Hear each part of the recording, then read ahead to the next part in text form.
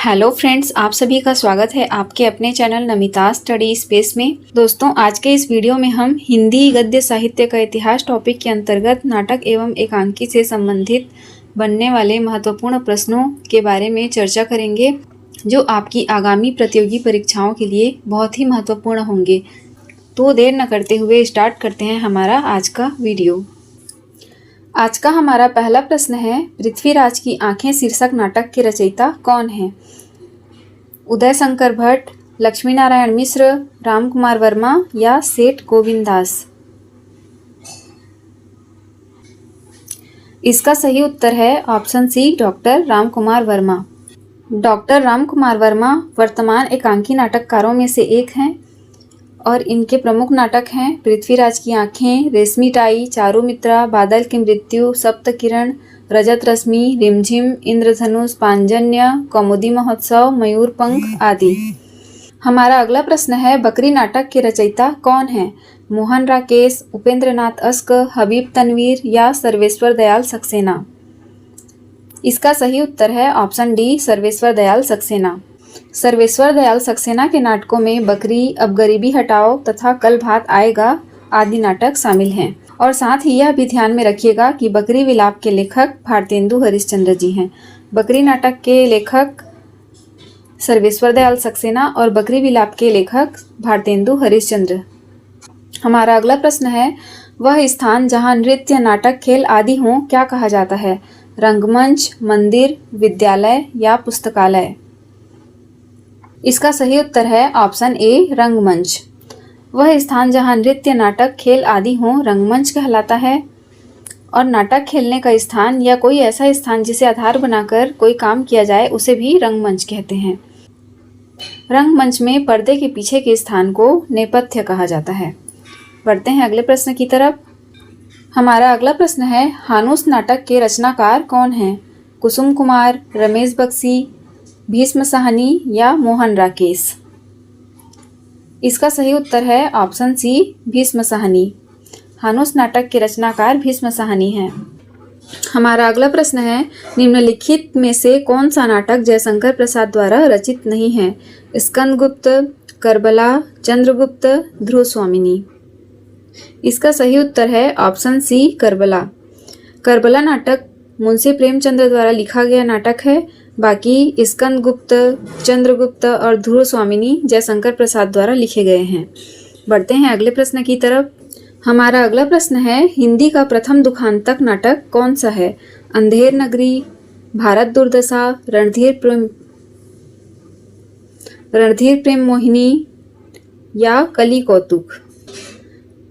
इसका सही उत्तर है ऑप्शन सी, रणधीर प्रेम मोहिनी। हिंदी का प्रथम दुखांतक नाटक रणधीर प्रेम मोहिनी है। भारतीय साहित्य में सुखांत साहित्य लिखने की परंपरा रही है, किंतु आधुनिक काल में बंगला साहित्य पर पड़े पाश्चात्य प्रभाव के कारण हिंदी साहित्य में भी दुखांतक नाटकों की रचना हुई। और हिंदी का प्रथम दुखांतक नाटक लाला श्रीनिवास द्वारा रचित रणधीर प्रेम मोहिनी है। रणधीर प्रेम मोहिनी किसने लिखा है? लाला श्रीनिवास दास ने। बढ़ते हैं अगले प्रश्न की तरफ। हमारा अगला प्रश्न है, नाटक में कितने रसों का परिपाक माना जाता है? 2, 7, 10 या 8? इसका सही उत्तर है ऑप्शन डी, 8। नाटक में 8 रसों का परिपाक हुआ है। भरत मुनि ने नाट्य शास्त्र में भावों की संख्या 49 मानी है, जिसमें 8 स्थायी भाव, 8 अनुभाव और 33 संचारी भाव हैं। 8 स्थायी भाव के आधार पर 8 रस नाट्य शास्त्र में माने गए हैं। बढ़ते हैं अगले प्रश्न की तरफ। हमारा अगला प्रश्न है, हिंदी में गीति नाट्य परंपरा की प्रथम रचना और उसके रचनाकार कौन हैं? करुणालय जयशंकर प्रसाद, अनग मैथिली शरण गुप्त, उन्मुक्त सियाराम शरण गुप्त, अंधायुग धर्मवीर भारती? इसका सही उत्तर है ऑप्शन ए, करुणालय जयशंकर प्रसाद। हिंदी में गीति नाट्य परंपरा की प्रथम रचना करुणालय है और उसके रचनाकार जयशंकर प्रसाद हैं। हिंदी के अन्य प्रमुख गीति नाट्य में हैं अनग, स्वर्ण विहान, तारा, रजत शिखर, कल्पांतर, अंधायुग आदि। हमारा अगला प्रश्न है, नाटक में अभिनय कितने प्रकार का होता है? 3 प्रकार, 4 प्रकार, 2 प्रकार या 8 प्रकार? इसका सही उत्तर है ऑप्शन बी 4 प्रकार। नाटक में अभिनय 4 प्रकार का होता है। कौन कौन से होते हैं? आंगिक, वाचिक, आहार्य और सात्विक। हमारा अगला प्रश्न है, कौन सी कृति मोहन राकेश की नहीं है? कौन सी कृति मोहन राकेश की नहीं है? आषाढ़ का एक दिन, कन्यादान, लहरों के राजहंस, आधे अधूरे। इसका सही उत्तर है ऑप्शन बी कन्यादान। कन्यादान मोहन राकेश की कृति नहीं है, बल्कि कन्यादान मराठी नाटककार विजय तेंदुलकर का नाटक है। बाकी आषाढ़ का एक दिन, लहरों के राजहंस, आधे अधूरे, ये सभी नाटक मोहन राकेश के हैं। हमारा अगला प्रश्न है, उपेंद्र नाथ अस्क रचित जोंक किस प्रकार का एकांकी है? प्रतीकात्मक, मनोवैज्ञानिक, सामाजिक व्यंग्य या राजनैतिक व्यंग्य? इसका सही उत्तर है ऑप्शन बी सामाजिक व्यंग्य। उपेंद्र नाथ अस्क ने जोंक एकांकी में निर्लज्ज लोगों को अपनी विषय वस्तु बनाया है, जो जोंक की तरह दूसरों का खून चूसते रहते हैं। इस प्रकार यह एक सामाजिक व्यंग्य कृति है। हमारा अगला प्रश्न है, इनमें से कौन सी भारतेंदु की रचना नहीं है? वैदिकी हिंसा, हिंसा न भवति, विषस्य विस्मौषधम, बादशाह दर्पण, पद्मावती। इसका सही उत्तर है ऑप्शन डी पद्मावती। पद्मावती भारतेंदु हरिश्चंद्र की रचना नहीं है, बल्कि यह रचना माइकल मधुसूदन द्वारा रचित बंगला नाटक है, जिसका हिंदी अनुवाद बालकृष्ण भट्ट ने 1878 ईस्वी में किया था। हमारा अगला प्रश्न है, अलका जयशंकर प्रसाद के किस नाटक की पात्र है? अलका जयशंकर प्रसाद के किस नाटक की पात्र है? ध्रुव स्वामिनी, विशाख, स्कंदगुप्त, चंद्रगुप्त। इसका सही उत्तर है ऑप्शन डी चंद्रगुप्त। अलका जयशंकर प्रसाद के चंद्रगुप्त नाटक की पात्र है। चंद्रगुप्त नाटक एक ऐतिहासिक नाटक है, जिसके अन्य पात्रों में Sinharan, Chanakya, Chandragupta, Shaktar, Ambhik, Rakshas, Parvatak, Seleucus, Cornelia, Kalyani, Alice, Malavika, Alka, Suhasini आदि हैं।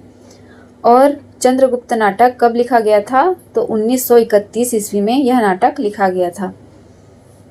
बढ़ते हैं अगले प्रश्न की तरफ। हमारा अगला प्रश्न है, अंजो दीदी किस विधा की रचना है? कविता, कहानी, नाटक, उपन्यास। इसका सही उत्तर है ऑप्शन बी नाटक। अंजो दीदी नाटक विधा की रचना है। और अंजो दीदी नाटक किसने लिखा है? तो अंजो दीदी नाटक उपेंद्र नाथ अस्क द्वारा लिखा गया है। उपेंद्र नाथ अस्क के अन्य नाटकों में हैं लक्ष्मी का स्वागत, स्वर्ग की झलक, छठा बेटा, जय पराजय, देवताओं की छाया, अलग अलग रास्ते, भंवर, बड़े खिलाड़ी, लौटता हुआ दिन, कैद, उड़ान आदि। हमारा अगला प्रश्न है, सर्वेश्वर दयाल सक्सेना की नाट्य कृति का नाम क्या है? तिलचट्टा, अंधों का हाथी, शुतुरमुर्ग या बकरी। इसका सही उत्तर है ऑप्शन डी बकरी। सर्वेश्वर दयाल सक्सेना की नाट्य कृति बकरी है। इन्होंने 3 नाटक लिखे हैं। पहला नाटक बकरी है, दूसरा नाटक लड़ाई है और तीसरा नाटक अब गरीबी हटाओ है। बाकी तिलचट्टा नाटक मुद्रा राक्षस ने लिखा है, अंधों का हाथी शरद जोशी ने लिखा है और शुतुरमुर्ग नाटक ज्ञानदेव अग्निहोत्री ने लिखा है। बढ़ते हैं अगले प्रश्न की तरफ। हमारा अगला प्रश्न है, एकांकी का महत्वपूर्ण तत्व कौन सा है? संकलन त्रय, अभिनय, रस, पात्र। इसका सही उत्तर है ऑप्शन ए संकलन त्रय। एकांकी का महत्वपूर्ण तत्व संकलन त्रय है। एकांकी वह दृश्य विधा है जो एक अंक पर आधारित होती है और एकांकी का महत्वपूर्ण तत्व संकलन त्रय, काल, स्थान और कार्य है। इसके साथ ही साथ यह भी तथ्य याद रखिएगा कि जयशंकर प्रसाद द्वारा 1930 ईस्वी में रचित एक घूंट को प्रथम एकांकी माना जाता है। बढ़ते हैं अगले प्रश्न की तरफ। हमारा अगला प्रश्न है, मध्यम वर्ग की पारिवारिक समस्या को दर्शाने वाला नाटक कौन सा है? जन्मेजय का नाग यज्ञ, आधे अधूरे, अंधा युग या तमस। इसका सही उत्तर है ऑप्शन सी आधे अधूरे। आधे अधूरे नाटक मोहन राकेश ने लिखा है और यह नाटक मध्यम वर्ग की पारिवारिक समस्या को दर्शाने वाला नाटक है। मोहन राकेश के आधे अधूरे नाटक को मील का पत्थर भी कहा जाता है। मोहन राकेश के अन्य नाटक में आषाढ़ का एक दिन और लहरों के राजहंस शामिल हैं। तो जन्मेजय का नाग यज्ञ जयशंकर प्रसाद ने लिखा है और अंधा युग धर्मवीर भारती ने लिखा है। तमस नाटक भीष्म साहनी द्वारा लिखा गया है। बढ़ते हैं अगले प्रश्न की तरफ। हमारा अगला प्रश्न है, विद्रोहिणी अम्बा नाटक के रचयिता कौन हैं? सेठ गोविंद दास, चंद्रगुप्त विद्यालंकार, गोविंद वल्लभ पंत या उदय शंकर भट्ट? इसका सही उत्तर है ऑप्शन डी, उदय शंकर भट्ट। विद्रोहिणी अम्बा नाटक के रचयिता उदय शंकर भट्ट हैं। उदय शंकर भट्ट के अन्य नाटकों में हैं चंद्रगुप्त मौर्य, विक्रमादित्य, दाहर एवं सिंधुपतन, सागर विजय, विद्रोहिणी अम्बा, कमला, मत्स्यगंधा, विश्वामित्र, राधा, मुक्तिपथ, शक विजय, अशोक वन वंदिनी, गुरु द्रोण का अंतर्निरीक्षण, अश्वत्थामा, असुर सुंदरी आदि। बढ़ते हैं अगले प्रश्न की तरफ। हमारा अगला प्रश्न है, निम्नलिखित में से भारतेंदु हरिश्चंद्र का कौन सा नाटक क्षेमीश्वर कृत चंड कौशिक के आधार पर लिखा गया है?